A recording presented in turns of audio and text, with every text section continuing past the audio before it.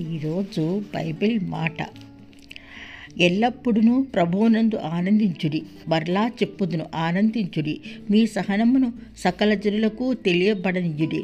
ప్రభువు సమీపంగా ఉన్నాడు, దేనిని గూర్చి చింతింపడకుడి, కానీ ప్రతి విషయంలోనూ ప్రార్థన విజ్ఞాపనల చేత కృతజ్ఞతాపూర్వకంగా మీ విన్నపములు దేవునికి తెలియజేయుడి.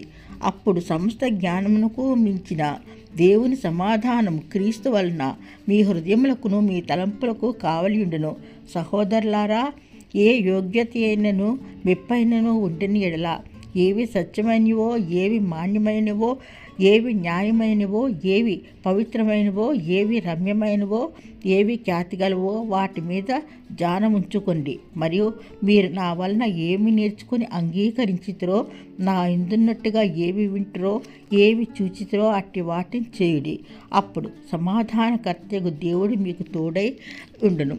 నాకు కొదవ కలిగినందున నేను ఇలాగూ చెప్పట్లేదు. నేను ఏ స్థితిలో ఉన్నానో ఆ స్థితిలో సంతృప్తి కలిగి నేర్చుకుని ఉన్నాను.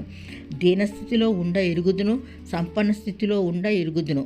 ప్రతి విషయంలోనూ అన్ని కార్యముల్లోనూ కడుపు నిండి ఉండుట, ఆకలిగో నిండుటకును, సమృద్ధి కలిగి ఉండుటకును, లేమిలో ఉండుటకును నేర్చుకొని ఉన్నాను. నన్ను బలపరచువాని యందే నేను సమస్తము చేయగలను. ఆమెన్. ఫిలిప్పీయులు 4వ అధ్యాయము కొన్ని వచనములు.